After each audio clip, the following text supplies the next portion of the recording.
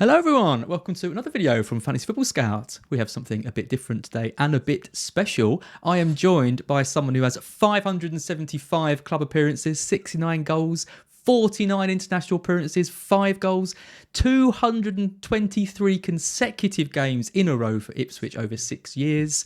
I've seen you described as dependable, always performing well, loved at all the clubs you've played at, Matt. How are you doing? Yeah, I'm very well, thank you. Nice introduction. Yeah, I thought I'd put something a bit special for you. We don't get too many ex-footballers on here, so yeah, I did my research. Yeah, how are you doing? You've been to the dentist, I believe. So thank you for joining us today. After that, it's very. That's all right. It was nothing serious, just a checkup. I had a bit of treatment about 2 years ago. Was due a checkup last year, but then lockdown happened, so Yeah.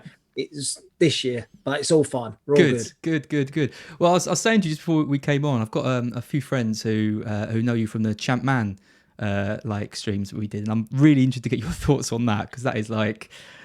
Yeah, it must be. It's weird. I've tried to explain it to people who barely understand fantasy football, let alone fantasy football of a game that came out like 16 years ago. But you're a bit of a legend on that. You used to help promote it, and you're in the game and all of that. So yeah, they're jealous that I get to interview and not them. But you know, they snooze, they lose, and I'm here with you. I don't play it. I help them and tweet out a few things, but fantasy football gives me enough headaches as it is. It does, So. yeah, it does. So you're a big FPL fan then. Well, I say a big fan. I mean, I play it. I get infuriated with it. It annoys me. It bugs me every week when I try and do my team, and it bothers me even more when the games have happened and I look at my team and I've got less than the average score. Yeah. So yeah, it's a bit of a habit I've got into. I played it for I don't know about 6 or 7 years probably. I think 1 year actually I might have finished sort of 10, 11,000, something like that. Okay, so I yeah. didn't do too bad 1 year, but it's gone steadily worse since. I was going to say, so does it affect you then? Do you actually you find yourself getting like annoyed and stressed with it, just the same as like the rest of us? Well, only because I suppose when you've been a professional sportsman, you like competition.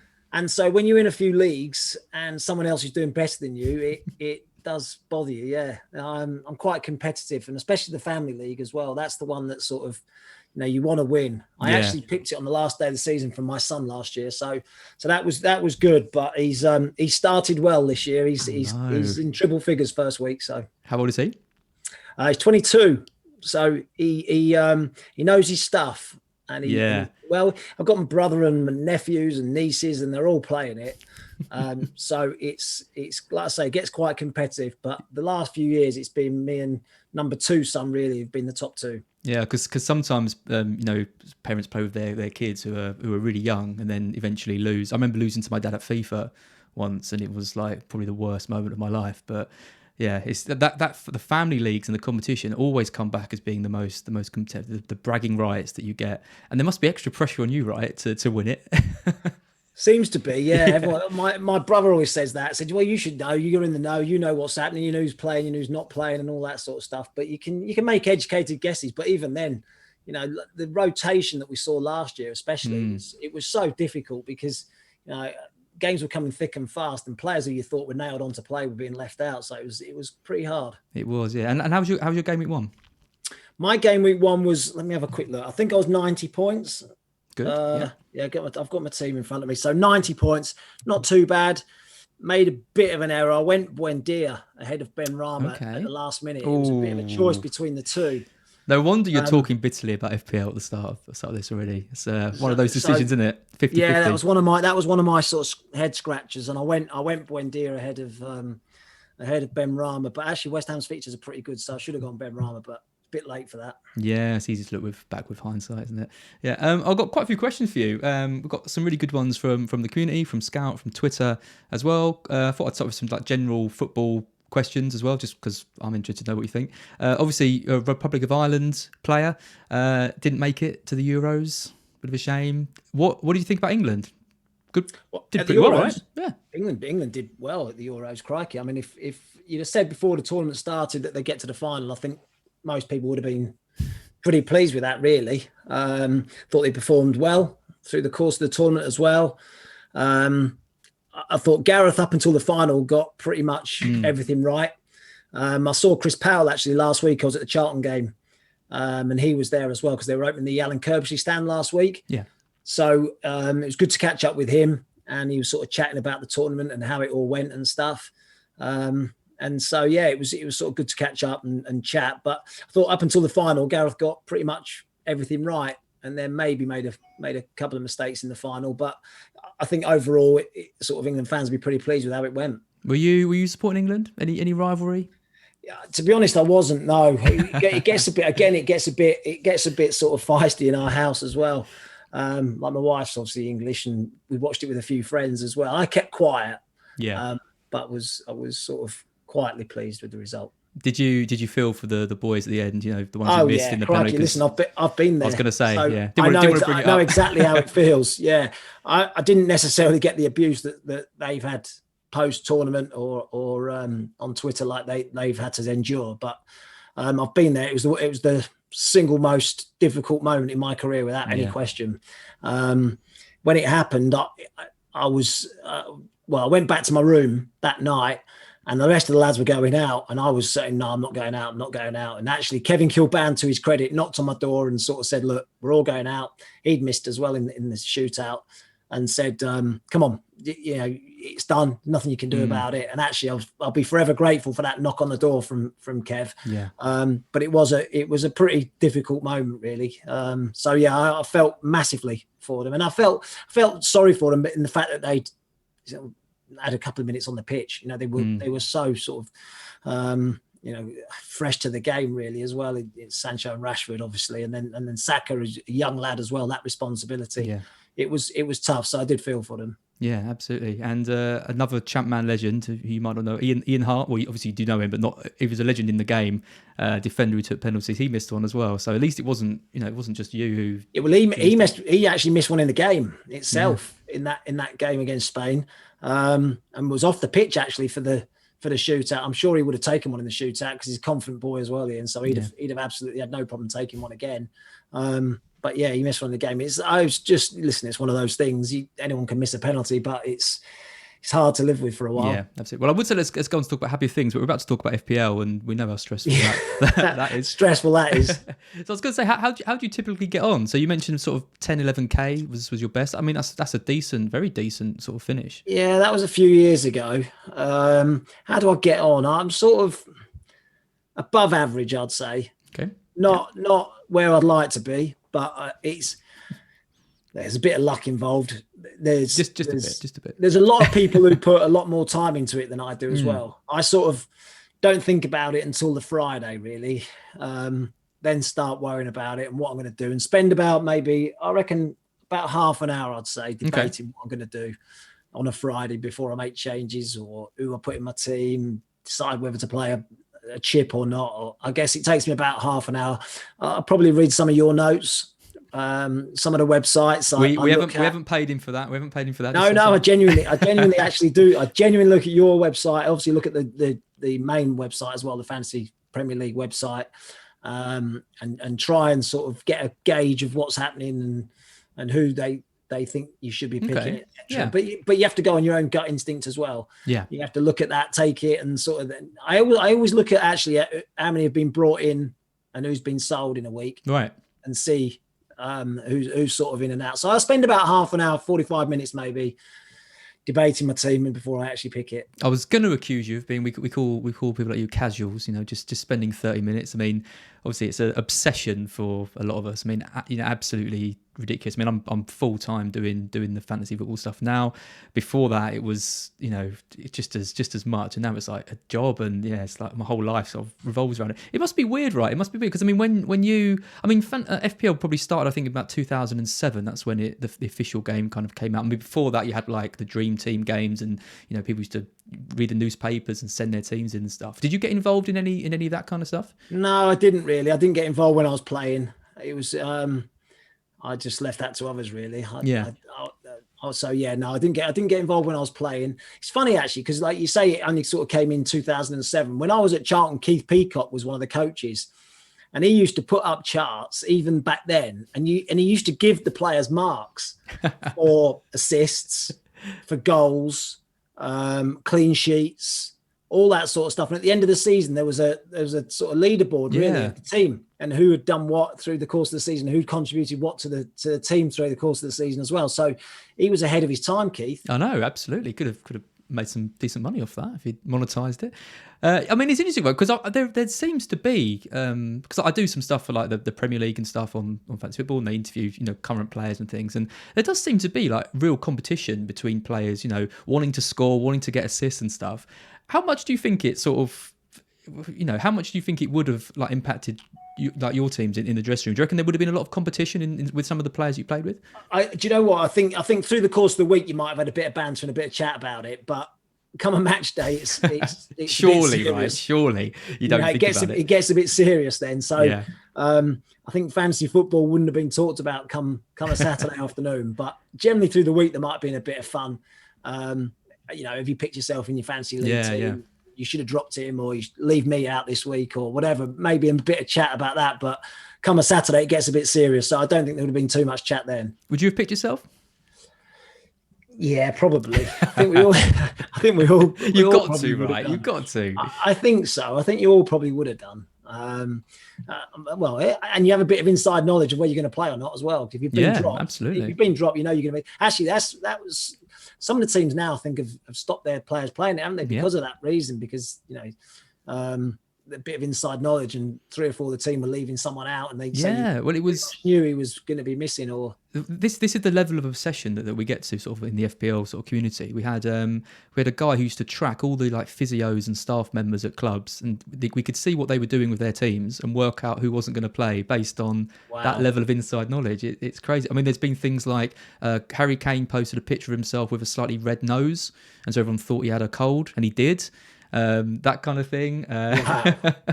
I'm actually quite pleased now that the deadline's made it. It's a bit longer before the game starts. The deadline. Yep. It was an hour, wasn't it? And the teams were coming out sort of 75 minutes before as well, and changes were being made sort of in that 15 minutes. And I obviously worked for the Premier League, and we were told, don't make a change in your team, because we had access to that team news 75 minutes before the game, and I never did. That's very honest of you. Not a slight little, just sending a message. No, I never did, but they would have. I think they would have known as well if you'd made a change to your team, and they would have been on time-stamped and at you. So they'd have been on your case, because they'd have known what time you made the change to your team as well. So it was, although we had access to the sides, and even though I knew one of my players wasn't going to play, I still managed to avoid making that change. That is very honourable of you. I mean, it sounds a bit like you only did it because you knew you'd get caught, and not because you thought it was the right thing to do. No, I respect that. No, there's probably an element of that. There's probably an element of that.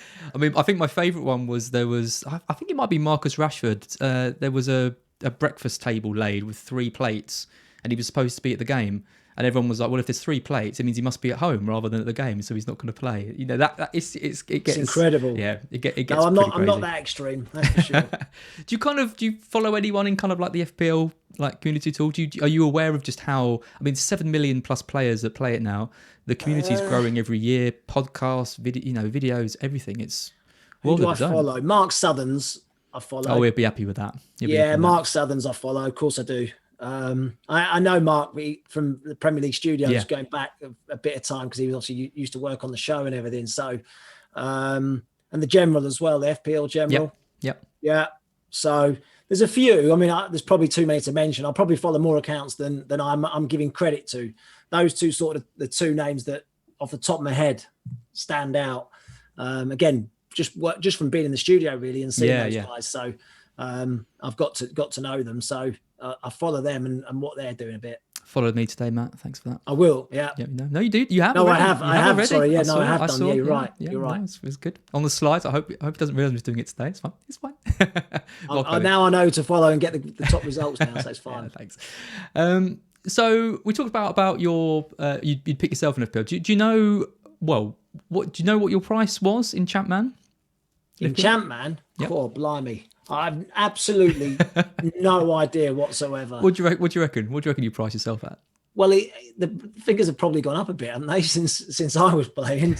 They have, yeah. So I wouldn't thought I'd be big money. At the moment, what's a midfielder? 4.5 to what? 12.5? Yeah, Salah's 12.5. He's the most expensive. Yeah. He's 12. I wouldn't be 12.5. What are you equating it to nowadays prices, or what it actually was then? I'm probably.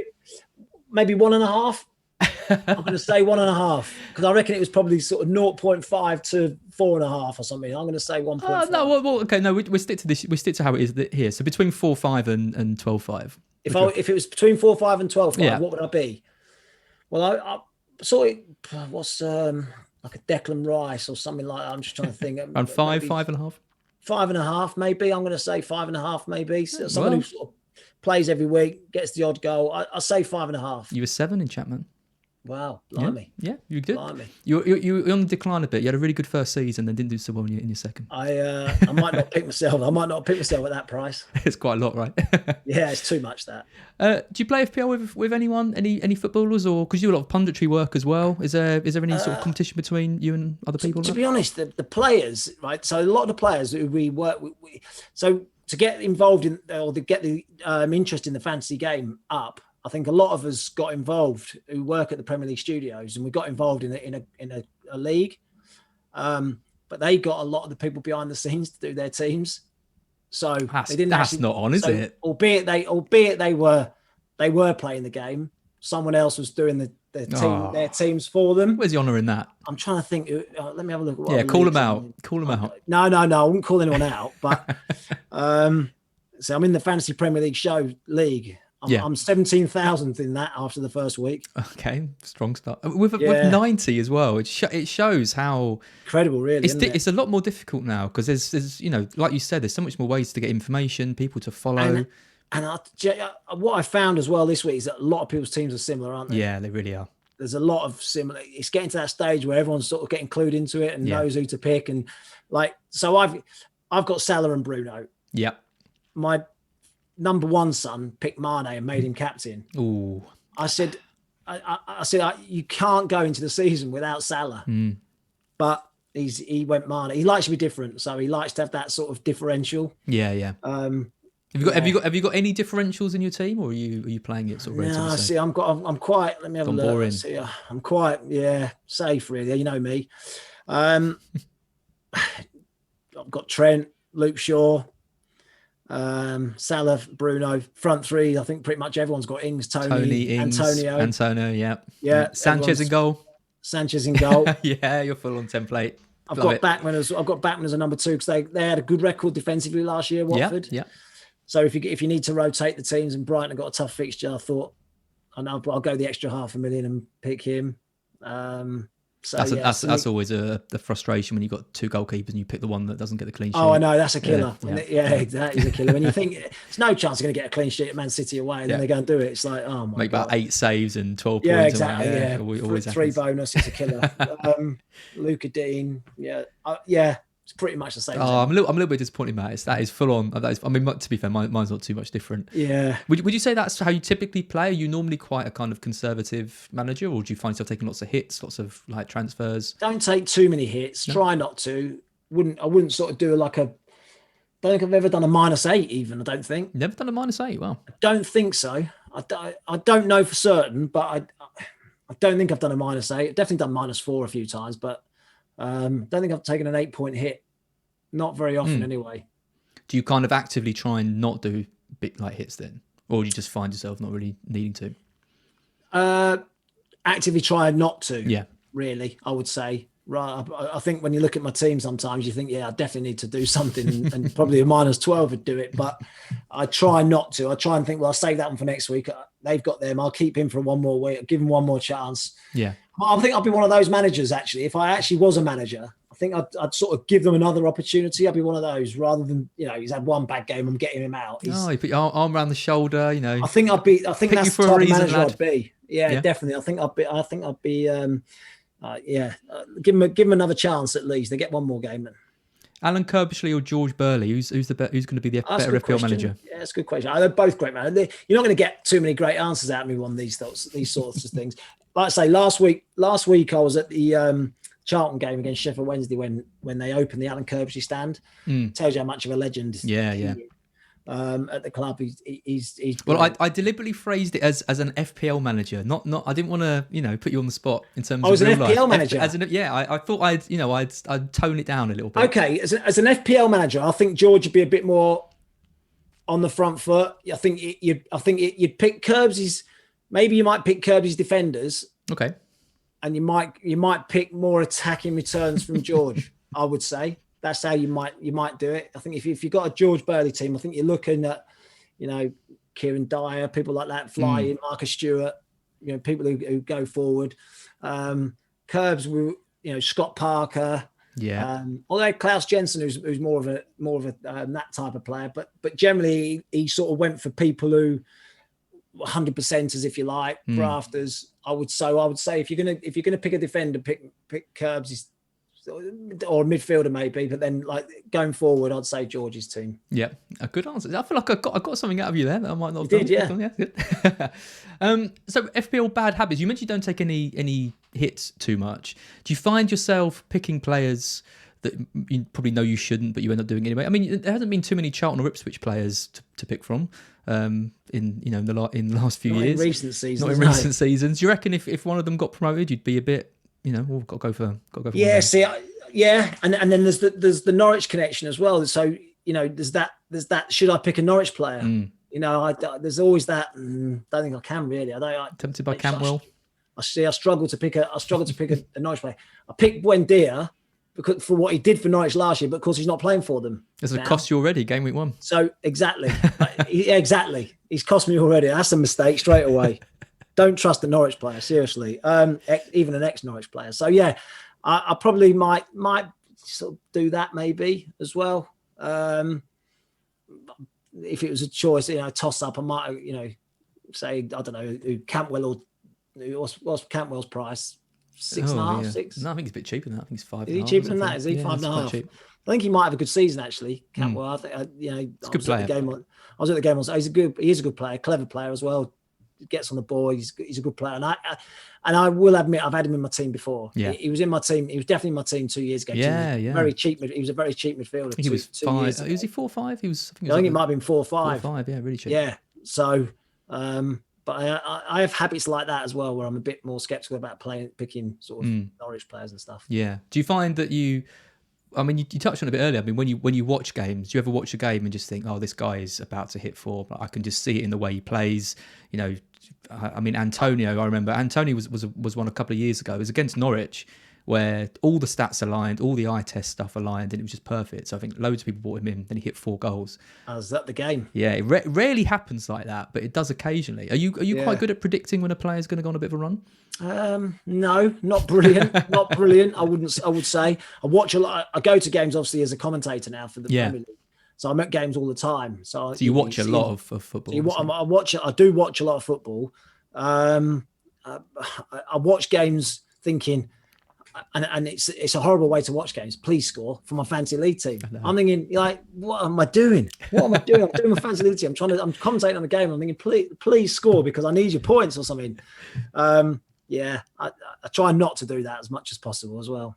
It's hard, isn't it? It's really hard to kind of separate. I really try and watch games. I mean, it's a double-edged sword because it encourages me to watch games I wouldn't normally watch. So, I'd hate to use like Burnley and Norwich as an excuse, but I probably wouldn't watch Burnley and Norwich unless, maybe I had Chris Wood or Cantwell or Pookie in my team. So I do find myself watching more football because of FPL, but at the same time, I get stressed watching football a lot more than if I didn't have any of their players. Yeah, there's an element of that, and you shouldn't get stressed. You only get stressed when you're watching your team play. Really. I know. That's the only time you should get stressent. Yeah, well, I'm a Brighton fan, so there's plenty of stress watching. Just need a goal scorer, you do. Oh, I know.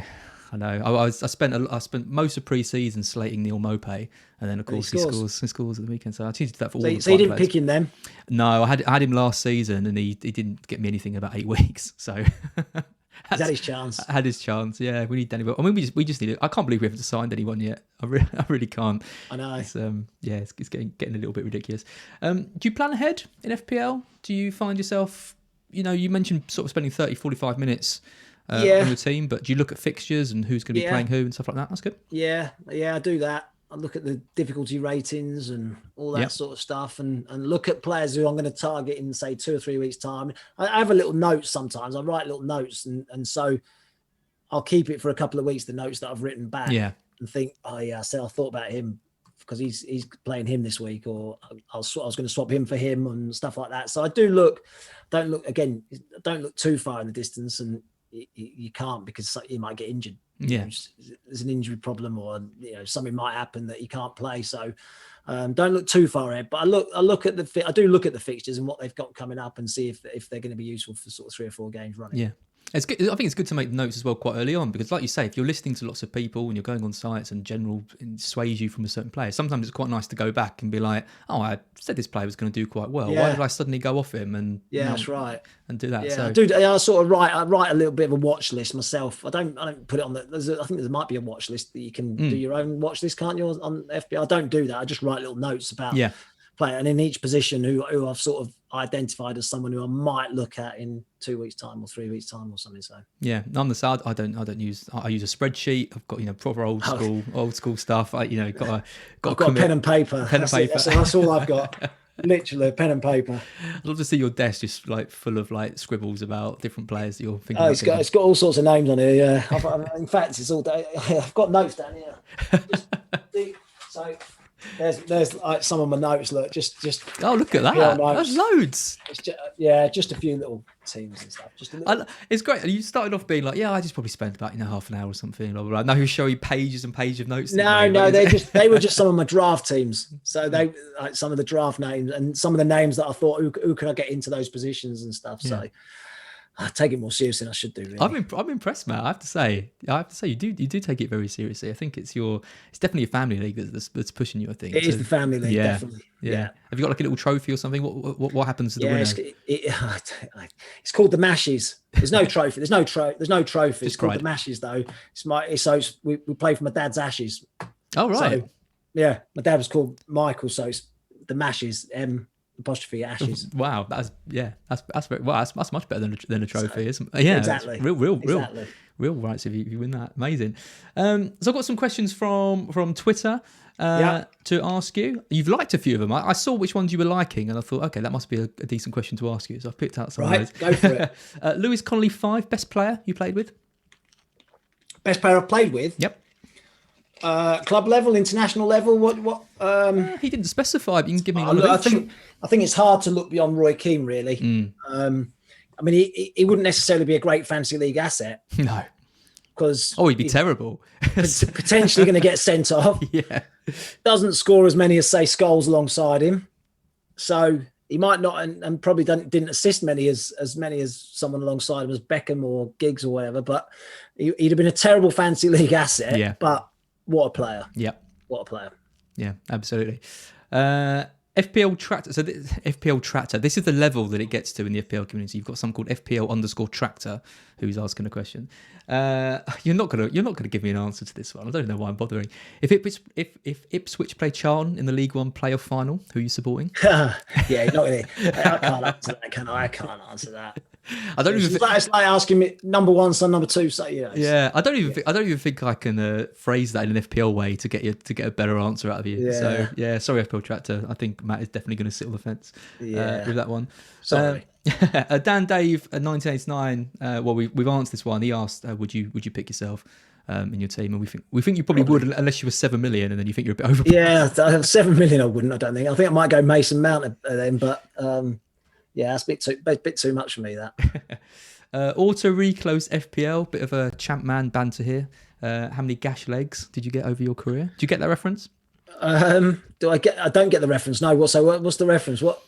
This was a comment you liked, so I thought maybe you had. Right. It was a very common injury in the Championship Manager game to go off injured with a gash leg. Okay. So lots of. I've got a few. Yeah, plenty of cuts and stuff. But you'd have played on, wouldn't you, Matt? Try to, if I could. No, I did actually. Yeah. Herman O'Riderson got a horrible one once, a gash right above his knee, and he tried to play on, and he's like a machine, but it was an open wound. There's no way he was. Yeah. But he would have liked to have carried on. Yeah. No, I got a few, but I didn't get the reference. Sorry.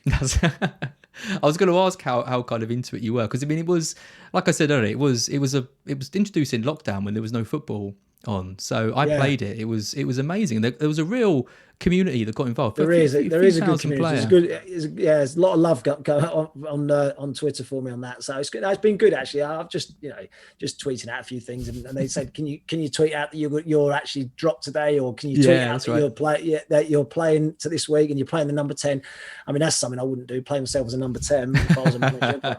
But, it's a good community. It was, yeah. I'm really hoping they do another season of it.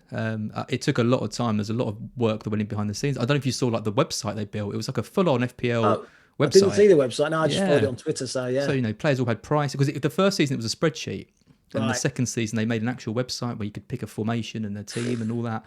And they've done it again this year with Gaffer, which is the Championship.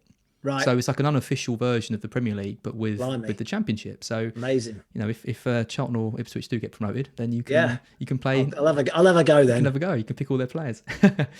The other Dan, West Ham United. So West Ham fan. You like this one? I probably wouldn't have picked this one. How did it feel being referenced in the Lampard video alongside Scott Canham? Not a patch on Lampard, I believe he said, which very harsh. He says he always felt you were treated harshly. West Ham. Yeah, I had no problem, to be honest. It's something that's reared its head a few times. It seems to come up once every sort of 6 months, and it comes out. And have you seen this video? And you get sort of linked to it on Twitter and stuff. I wasn't aware of it at the time, actually, that video, but I've obviously seen it loads of times since. I actually get on great with Harry, no problem at all. And actually, he tried to sign me when I joined Charlton. He was at Portsmouth at the time, and I turned him down and went to Charlton, not because of that, not because of the video, but so the fact that he tried to sign me again, I felt pretty good about that, and I've seen him since, and he's had a bit of a laugh about it, and it's been no problem at all. Actually, maybe I should have had a chance at West Ham. Maybe I should have had an opportunity to play in the first team. Maybe I wasn't ready. Maybe I needed to go down to the lower leagues and sort of, playing in the first team somewhere and work my way back up. So maybe he was right at that particular time, but did okay in the end. And then you look at Lampard and you think, wow, okay.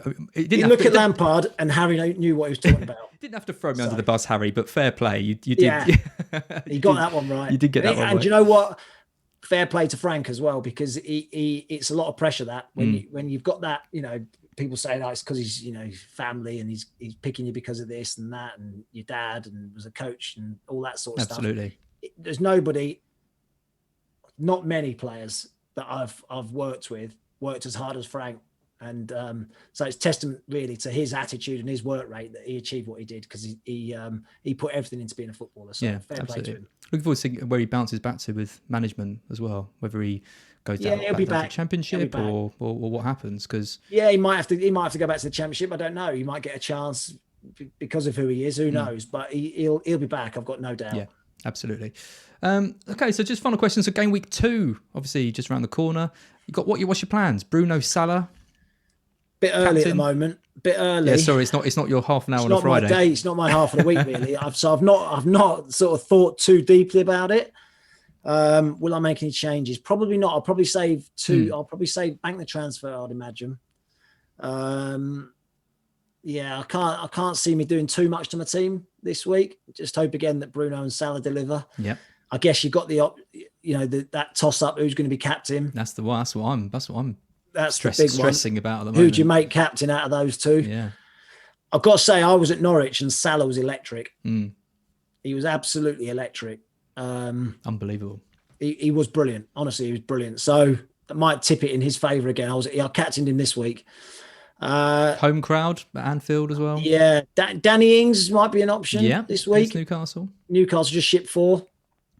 So Danny Ings might be an option, but it'll be Salah or Bruno. I don't know. Who am I kidding? It's not going to be Ings. It's going to be Salah or Bruno. So I think we've established, Matt, that you're not the most risky manager. Exactly. So I think Salah or Bruno is. It'll be one of those two definitely that'll be captain. Who do you think is going to win the league? I think it's going to be open. It's going to be open. Chelsea, City, United. I I mean, Liverpool. I know it's with Van Dijk back. I know they haven't made too many signings, but again, Van Dijk coming back makes such a difference to them. Need Henderson and Thiago fit. They need those two back, but crikey, I mean, it's going to be very open. Chelsea look tough to beat as well, especially bringing Lukaku in as well. So City get Kane. Crikey, I mean, nuts, so many ifs and buts at the moment. But what's for sure is, there's not going to be that big gap at the top. No, it's going to be closer this year. It's going to be fascinating. Actually, it's going to be a brilliant title race. It is, and even Spurs. I mean, Spurs winning the other day shows that they won't win the league. They won't win the league, but they won't win the league. Can they compete? Can they possibly get top 4 under Nuno? I think that the 4 I mentioned will be top 4. Yeah. I can't see anyone breaking into that. I just don't. I mean, I know they were top 4 last year. They'll be top 4 again this year. I think they just look that little bit stronger. So yeah, it won't be top 4, I don't think. No. Have you got any City players in for Norwich? I haven't actually. Ooh. Now that's something I might have to do. I don't know. You got any? I got Grealish. Have you? Yeah. I've got Grealish. He was a decent performance, I thought. No, I thought he was all right. Yeah. I thought he was all right, but he played a little bit deeper, didn't he? Than you might have expected. You might have expected him in the front 3 rather than in the midfield 3. Yeah, absolutely. I thought he'd start on the left. Actually, I didn't think Sterling would be ready, but yeah, it'd be interesting to see. He kind of needs to carve out his place, doesn't he? Exactly. I think in the team, but where's he going to pick him every week? But I thought he was all right. I thought he was decent. I just love him so much. He's just he's a good footballer. He's a really good footballer. Yeah. Matt, thank you so much for joining me. It's been amazing. Good luck in game week 2. Yeah, cheers. I'll take 90 again. Let's put it that way. Yep, absolutely. Good luck in the matches as well. Yeah, thank you. Yeah. Big family league. And you won it by 1 point, did you, or were you pipped? I won it on the last day, I think, by about 10 or 11 points, something like that. So it wasn't a big gap. It was tight all the way. He got 102 this week, so he's leading. Ooh. Yeah. He's a real challenge. So it's always a challenge with him, yeah. Matt, thanks so much.